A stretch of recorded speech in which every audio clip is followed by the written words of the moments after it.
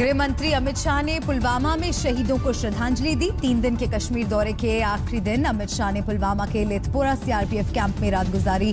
जवानों से बातें की, उनके साथ खाना खाया। जवानों की अमित शाह ने संकेतों के जरिए कश्मीर से लेकर पाकिस्तान तक को बड़ा मैसेज दिया है।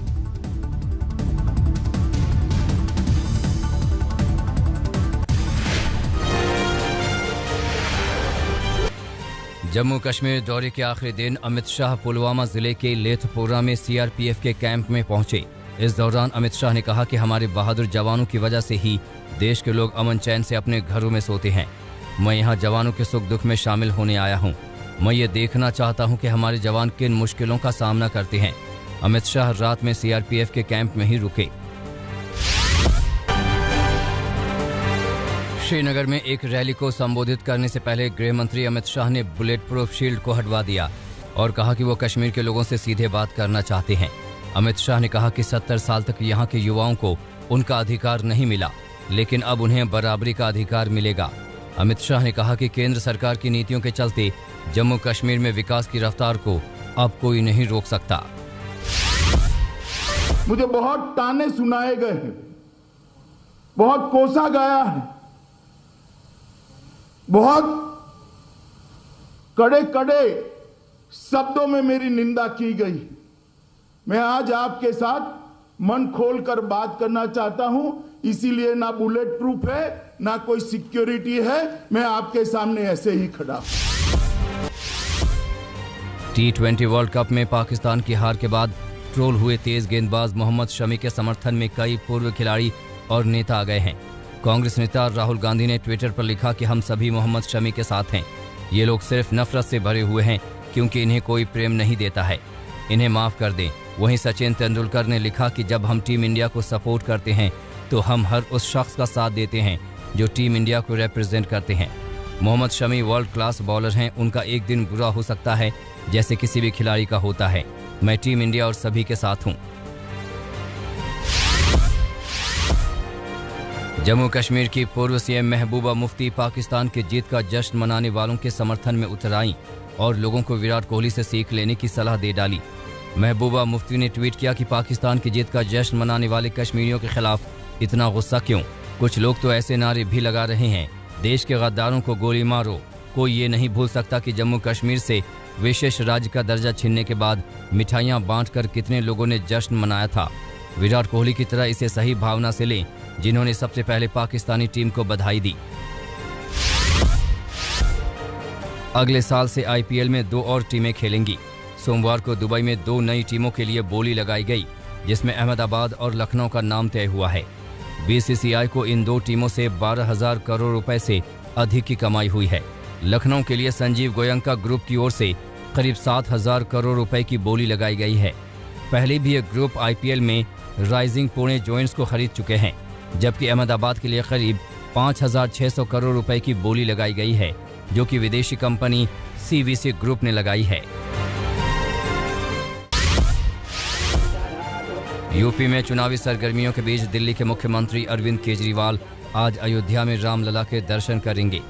रामलला के दर्शन के साथ केजरीवाल हनुमानगढ़ी मंदिर भी जाएंगे। इससे पहले कल केजरीवाल अयोध्या में सरयू आरती में शामिल हुए और पूजा अर्चना की।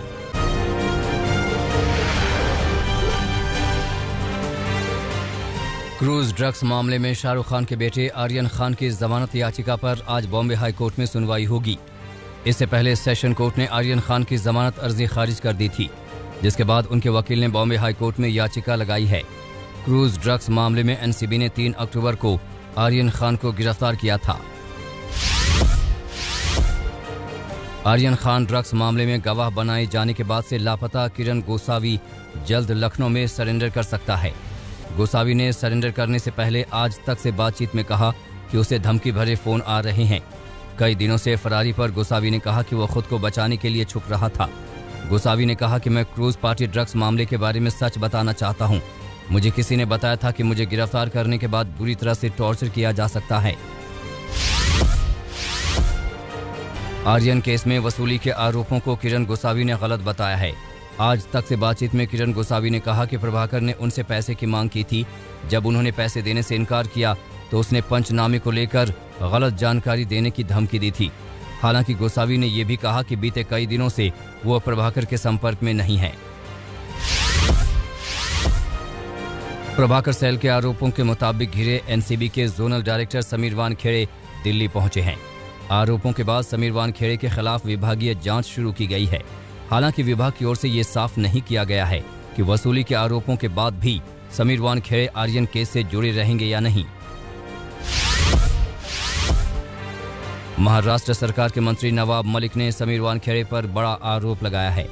नवाब मलिक ने दावा किया कि समीर वानखेड़े का असली नाम समीर दाऊद वानखेड़े है और उन्होंने अपनी नियुक्ति के दौरान भी फर्जी दस्तावेजों का इस्तेमाल किया।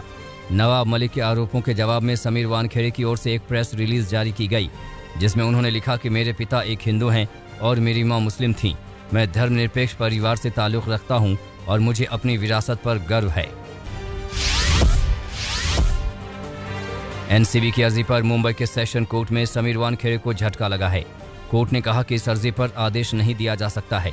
एनसीबी ने गवाह प्रभाकर के बयान पर सोमवार सुबह सेशन कोर्ट में अर्जी दी थी। एनसीबी ने बयान पर कार्रवाई की मांग की थी।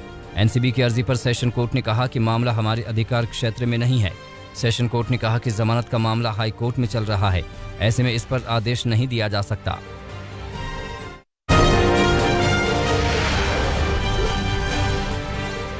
कटिहार में चुनावी रंजिश में पेट्रोल डालकर एक शख्स को जलाने की कोशिश की गई। आरोप है कि वर्तमान वार्ड सदस्य संजय सिंह के पक्ष में वोट नहीं देने पर उनके समर्थक संजय दास और अन्य कई लोगों ने मिलकर नरेश शाह पर पेट्रोल डाल दिया और आग लगा दी। नरेश शाह 45% झुलस गया, उसका अस्पताल में इलाज चल रहा है।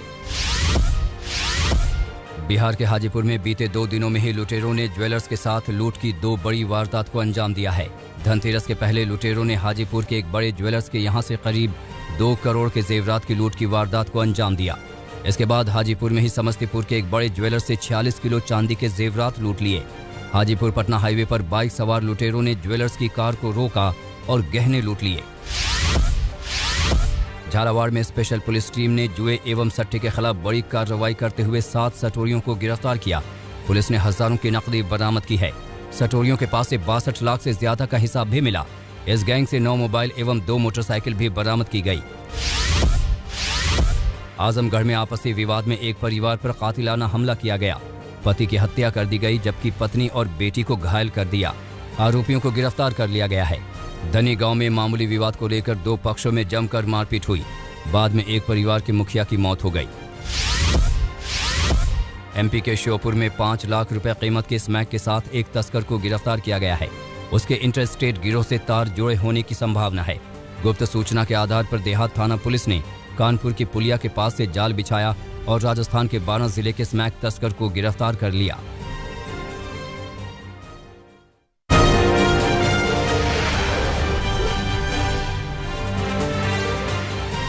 सूडान में सेना ने तख्ता पलट कर दिया है। प्रधानमंत्री अब्दुल्ला हमदोक समेत कई गिरफ्तार हुए हैं। तख्ता पलट के बाद सूडान में सेना ने इमरजेंसी लागू कर दी है। सूडान की राजधानी खार्तूम में इंटरनेट और अंतर्राष्ट्रीय हवाई अड्डे को बंद कर दिया गया है और सभी अंतर्राष्ट्रीय उड़ानें भी रद्द कर दी गई हैं। सूडान की जनता ने सड़कों पर उतरकर सैन्य तख्ता पलट का विरोध किया। ब्रिटेन के प्रधानमंत्री बोरिस जॉनसन ने आसियान के साथ बातचीत के लिए नए भागीदार बनने का स्वागत किया है। नए भागीदार के रूप में चुने जाने पर खुशी जताई। ब्रिटेन पिछले 25 सालों में आसियान का सबसे नया संवाद भागीदार है।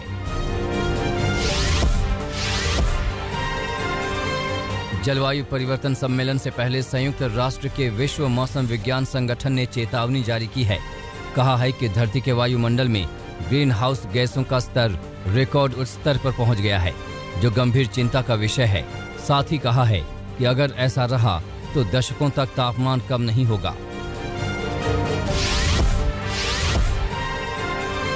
कोरोना प्रतिबंधों को लेकर इंडोनेशिया के राष्ट्रपति जोको विडोडो ने बयान दिया है। कहा है कि जिन इलाकों में 70% टीकाकरण हो गया, उन इलाकों को अब खोल दिया जाएगा। साथ ही कहा कि जहां वैक्सीनेशन तेजी से चल रहा है, उन इलाकों को भी धीरे धीरे खोल दिया जाएगा। दक्षिण कोरिया के दूरसंचार ऑपरेटर पर साइबर हमला हुआ है। हमले के बाद देश भर में नेटवर्क ठप हो गया। साइबर हमले से कटी नेटवर्क का उपयोग करने वाले ग्राहकों को काफी दिक्कतों का सामना करना पड़ा है। वहीं नेटवर्क ठप होने की वजह से रेस्टोरेंट मालिकों ने नाराजगी जाहिर की है।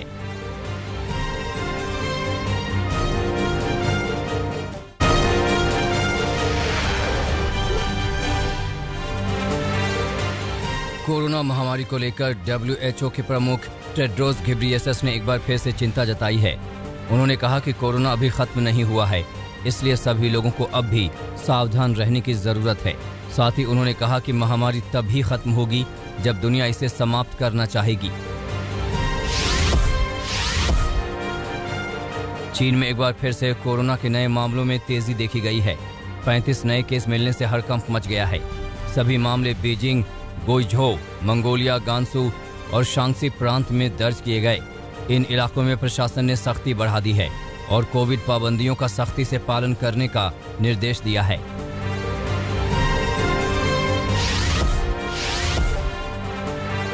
हांगकांग में कामकाज बंद रहेगा।